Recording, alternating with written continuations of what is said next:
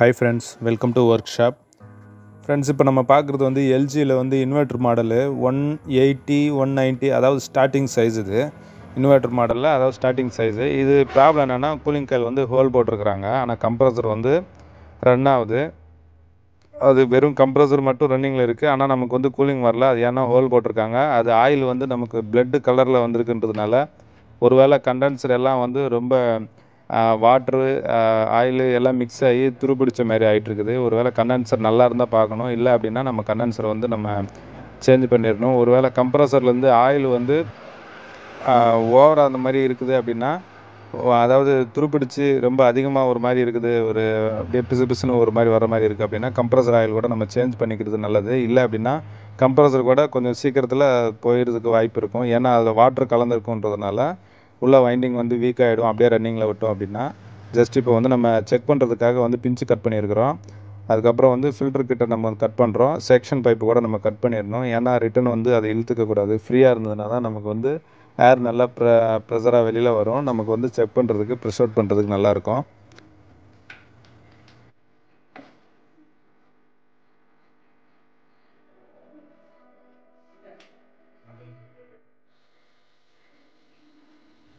Seven மினிட்ஸ்க்கு அப்புறம் வந்து நமக்கு ஆன் ஆகிருக்கு. அதாவது கிட்டத்தட்ட பிளாக் டீ மாதிரி வருது. அப்படியே தண்ணி அப்படியே ப்ரௌன் கலரில் அப்படியே துருப்பிடிச்ச மாதிரி வருது. தண்ணி ஆயில் எல்லாம் மிக்ஸ் ஆன மாதிரி வருது. ஸோ நம்ம என்ன பண்ணுறோம் அப்படின்னா, கண்டிப்பாக வந்து கண்டென்சர் வந்து சேஞ்ச் பண்ணணும் ஒன்று. அதுக்கப்புறம் வந்து கம்ப்ரஸர் ஆயில் கூட நம்ம சேஞ்ச் பண்ணிக்கிறது நல்லது. ஏன்னா நிறையா ஒன்றும் எடுத்துக்காது. அது ஒவ்வொன்றா ஒரு 2 டீ கப் அளவு எடுத்துக்க போகுது. நிறையா எடுத்துக்காது. நமக்கு ஆயில் வந்து அதிகமாகிறப்போ வெளியில் வந்து ஸ்ப்ரே பண்ணிடுறோம். அதனால் நம்ம ஆயில் வந்து சேஞ்ச் பண்ணிடுறது பெட்ரு. கம்ப்ரஸர் ப்ரெஷர் எல்லாம் நல்லாயிருக்கு. ஸோ இப்போ நம்ம பழைய கூலிங் காயில் வந்து நம்ம ரிமூவ் பண்ணிடுறோம்.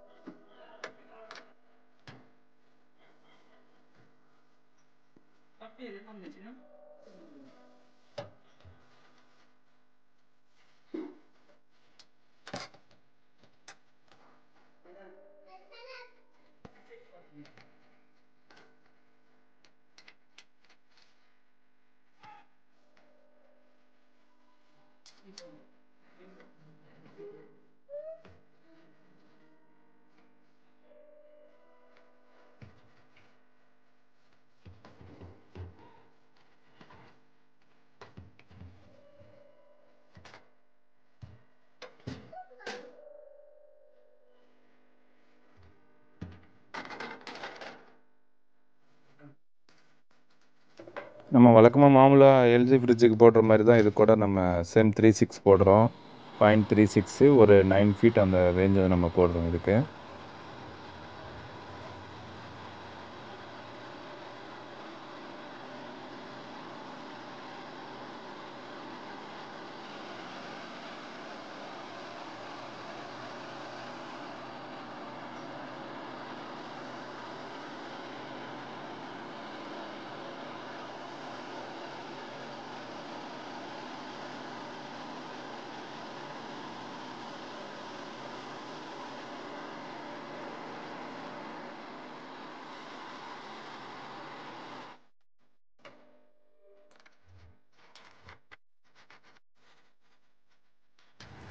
ஃப்ரிட்ஜு பாக்ஸ்குள்ளே நம்ம வெல்டிங் பண்ணுறப்போ கொஞ்சம் நல்லா கேர்ஃபுல்லாக வெல்டிங் பண்ணணும். ஏன்னா வந்து ஓவர் ஹீட் ஆச்சு அப்படின்னா அந்த மேலே வந்து பிளாஸ்டிக் வந்து மெல்ட் ஆகிடும். ஸோ வெல்டிங் பண்ணுறவங்க அதுக்கு இல்லாது இன்னொருத்தர் வந்து மேலே ரேக் வந்து கண்டிப்பாக பிடிச்சிக்கணும். அதாவது 2 டபுள் ரேக்கு தேவைப்படும். வெல்டிங் பண்ணுறதுக்கு 2 பேர் கண்டிப்பாக இருக்கணும்.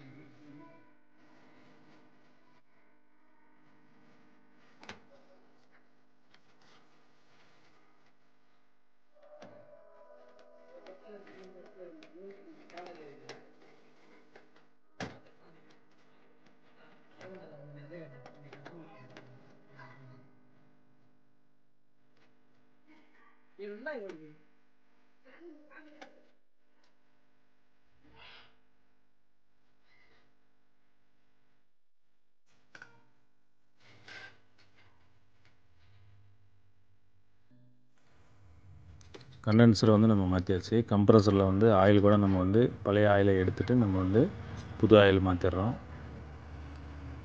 இதுக்கு நம்ம அந்த சின்ன தெர்மாஸ்டாட்டுக்கு வர பைப்பு யூஸ் பண்ணுறோம். கரெக்டாக இருக்கும் அந்த பைப்புக்கு. இந்த இதில் இருந்த ஆயில் வந்து மேக்ஸிமம் வந்துன்னா ஒரு 50-60 ml கூட கிடையாது. மார்க்கெட்டில் கிடைக்கிது 600 ஆயிலு, வேல்யூ கம்பெனி அவங்களது. நம்ம வந்து மேக்ஸிமம் இப்போது அந்த கிளாஸ் நிறையா நம்ம வச்சா கூட அவ்வளோ எடுத்துக்காதது. அதுக்கு அதாவது ஒரு லிமிட்டு மேலே வர்றப்போ வெளியில் வந்து ஸ்ப்ரே பண்ணிவிடும்.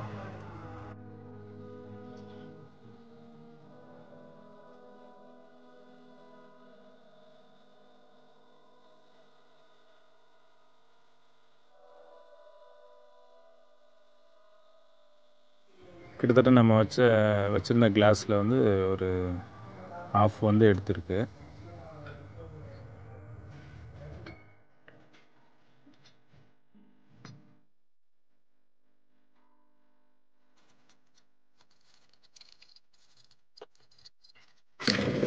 நம்ம கிட்டத்தட்ட வந்து கம்ப்ரஸர் தவிர மீதி எல்லாம் வந்து நம்ம புதுசு போடுறோம். கண்டென்சர் புதுசு, கேப்லர் புதுசு, ஃபில்டர் புதுசு. நம்ம என்ன வேணும்னா ஜஸ்ட்டு ஃப்ரெஷ் அவுட் வந்து நம்ம பண்ண தேவையில்ல. எல்லாமே வந்து வெல்டிங் வச்சுட்டு ஜஸ்ட்டு ரிட்டன் ஏர் மட்டும் வேணால் செக் பண்ணுறதா இருந்தால் செக் பண்ணிவிட்டு அதுக்கப்புறம் வந்து வேக்யூம் வச்சுட்டு நம்ம கேஸ் சார்ஜிங் பண்ணிடலாம்.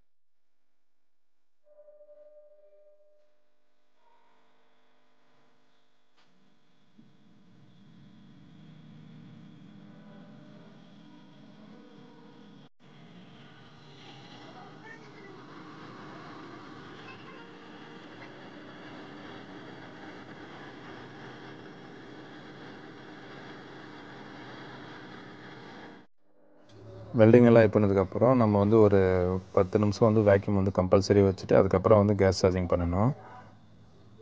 இந்த கம்ப்ரஸர் இந்த ஃப்ரிட்ஜுக்கு வந்து நம்ம மேக்ஸிமம் 0 PSI வந்து அது வைக்கிறதுக்குள்ளே நம்ம வந்து கூலிங் வந்துடும். மைனஸ்லேருந்து ஸ்டார்ட் ஆகும். எல்ஜி கையில் வந்து பேக் சைடு அதாவது பின்பக்கம் ஸ்டார்ட் ஆகி கீழே ஒரு ரோ மட்டும் ஸ்டார்ட் ஆகும். அதுக்கப்புறம் ஒரு சைடு அதாவது லெஃப்ட் சைடு ஃபுல்லாக கவர் ஆகிட்டு ஃப்ரண்ட்டு கீழே இறங்கிடுச்சு அப்படின்னா நமக்கு வந்து மொத்தம் வந்துடும். அது ஒரு கணக்கு. அது ஃப்ரெண்ட்ஸ், இந்த வீடியோ பிடிச்சிருந்தால் லைக் பண்ணுங்கள். ஒரு வேளை புதுசாக வந்து நம்ம சேனலை ஓப்பன் பண்ணி இந்த வீடியோ நீங்கள் பார்த்துட்ருக்கீங்க அப்படின்னா மறக்காமல் வந்து சப்ஸ்கிரைப் பண்ணுங்கள். இல்லை ஏதாவது டவுட் இருக்குது, ஏதாவது சஜஷன் இருக்குது அப்படின்னா கமெண்ட்ஸ் பண்ணுங்கள் ஃப்ரெண்ட்ஸ்.